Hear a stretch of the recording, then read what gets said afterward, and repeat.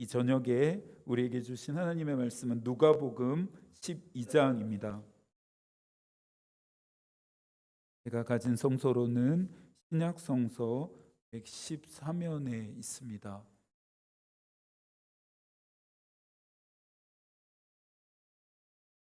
누가복음 12장 1절부터 12절까지의 말씀을 교독합니다. 그동안에 무리 수만 명이 모여 서로 밟힐 만큼 되었더니 예수께서 먼저 제자들에게 말씀하여 이르시되 바리새인들의 누룩 곧 외식을 주의하라.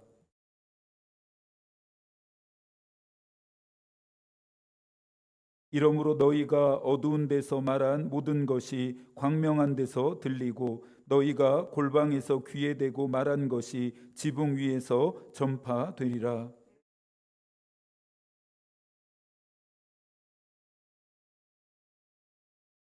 마땅히 두려워할 자를 내가 너희에게 보이리니 곧 죽인 후에 또한 지옥에 던져놓는 권세 있는 그를 두려워하라. 내가 참으로 너희에게 이르노니 그를 두려워하라.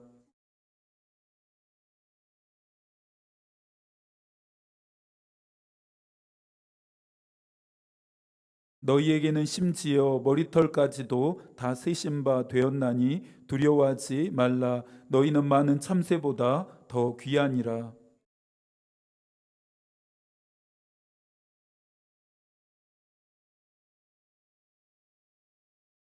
사람 앞에서 나를 부인하는 자는 하나님의 사자들 앞에서 부인을 당하리라.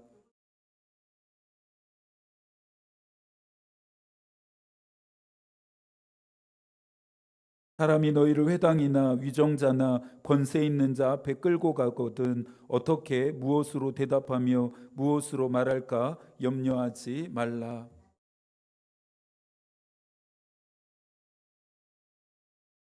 아멘. 사순절 묵상집 셋째 주 수요일 13번째 본문입니다.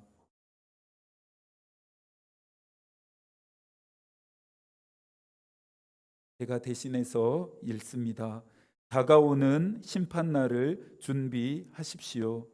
어느 누구도 세상이 주는 기쁨과 천국을 동시에 선택할 수 없습니다. 우리 각 사람은 행한 대로 심판을 받을 것입니다.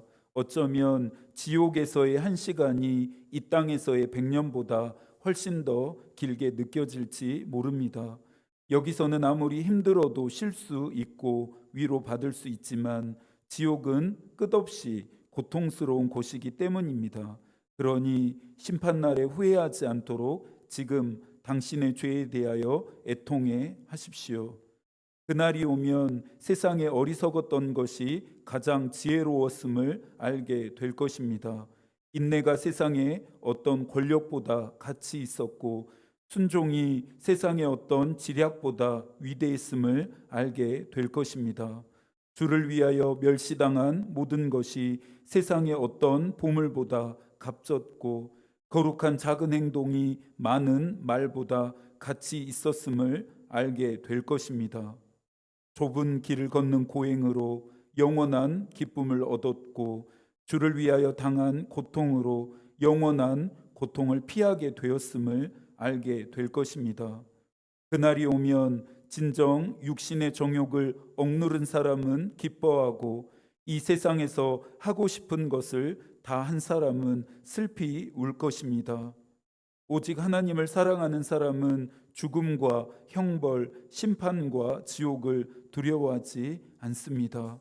온전한 사랑이 두려움을 내쫓기 때문입니다. 천국에 가려는 이유가 지옥에 대한 두려움 때문입니까? 아닙니다. 두려워하는 사람은 선한 삶을 오래 유지하지 못할 뿐 아니라 사탄의 덫에 금세 걸리고 맙니다. 그보다 중요한 것은 하나님의 사랑 안에서 모든 두려움을 이겨내는 것입니다. 아멘. 어느덧 사순절 3번째 수요일입니다. 사순절 묵상집도 13번째 내용과 만나고 있습니다. 여러분들에게는 어떤지 모르겠지만 저에게는 사순절 묵상집이 큰 유익이 되고 있습니다. 감리 교도들을 메도디스트라 불렀습니다. 사실 이 말은 모든 질병에 대해 한결같이 똑같은 처방을 하는 볼파리 의사들을 조롱하는 말이었습니다. 감리회의 믿음의 선조인 웨슬리는 규칙적인 경건 생활을 강조했습니다. 규칙적인 경건 생활이 유익이 된다 정도의 권면으로 그친 것이 아니라 웨슬리 자신이 철저하게 규칙적인 경건 생활을 했습니다. 그래서 이 웨슬리의 경건한 규칙을 따르는 믿음의 후예들을 메도디스트라 부르고 있습니다.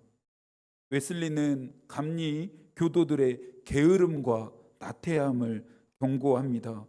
거룩함, 즉 성화에 도달하려면 말씀과 기도를 멀리해서는 안 된다 말합니다. 묵상집을 대하는 마음가짐에 따라 얻는 유익의 크기도 다를 거라 생각합니다.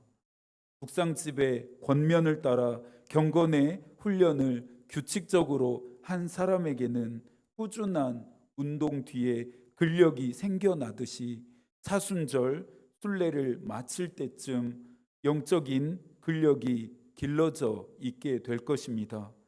반대로 묵상집의 권면을 가벼이 여긴 사람에게는 어떤 유익도 남지 않고 이번 사순절에 진행한 하나의 형식적인 프로그램으로만 기억될 것입니다. 그리스도인들에게 죽음의 의미는 특별합니다. 우리가 보내고 있는 사순절도 예수 그리스도의 죽음에 참회하는 시간입니다. 예수 그리스도께서 이 땅에 오신 뒤로 그분은 한결같이 보내심을 받은 목적인 죽는 길을 가십니다. 영원히 살고 싶은 우리의 바램과는 다르게 우리는 죽는 길을 가야 합니다. 이것은 우리의 삶은 언젠가는 끝이 난다는 말입니다. 우리의 삶만 끝나는 것이 아닙니다. 우리가 놓지 않으려는 이 세상 역시 언젠가 끝이 납니다. 전도자는 이것을 깨달음이 지혜라 말했고 이것을 깨달음이 또 행복이다 말했습니다. 영원하지 않는 것을 얻고 누리기 위해 영원한 것을 포기하는 것은 어리석음입니다. 오늘 묵상집의 권면은 어리석은 삶이 아닌 지혜로운 삶을 살라 말합니다. 지혜로운 삶이란 다가오는 심판날을 준비하는 것입니다. 또 그날을 준비함이란 언젠가는 끝나게 되는 삶, 또 영원하지 않는 이 세상의 삶을 하나씩 정리하는 것입니다. 우리의 삶은 채움이 아닌 비움이어야 합니다. 갈수록 채워가기보다 비우려고 애써야 하고 움켜쥐려 하기보다 놓을 줄도 알아야 합니다. 이 세상에서 얻고 누리는 것이 결코 무익하다 또 무의미하다 말하는 것은 아닙니다. 심판날을 준비하며 단순하고 정돈된 삶을 살아야 한다는 것입니다. 심판날에는 감추인 것이 드러나고 숨긴 것이 알려집니다. 어두운 데서 말한 것과 골방에서 말한 것이 공개적으로 들려지게 됩니다. 인간들은 죽음을 두려워합니다. 조금 전에 언급한 것처럼 죽음이 끝이고 이 세상의 모든 것들과 작별해야 한다 생각하기 때문입니다. 죽음에 대한 착각입니다. 정말 두려워해야 하는 것은 죽음이 아니라 죽음 뒤에 기다리는 심판입니다. 누가복음 12장 5절입니다. 마땅히 두려워할 자를 내가 너희에게 보이리니 곧 죽인 후에 또한 지옥에 던져넣는 권세 있는 그를 두려워하라. 내가 참으로 너희에게 이르노니 그를 두려워하라. 세상 사람들은 보이지 않기 때문에 믿지 않고 두려워하지 않습니다. 그리스도인들은 보이지는 않지만 반드시 일어날 일임을 믿기에 두려운 것입니다. 두려움이라고 해서 다 같은 두려움이 아닙니다. 우리가 가진 두려움은 하나님에 대한 경외함이고, 이 경외함은 그분을 사랑하는 마음을 기반으로 합니다.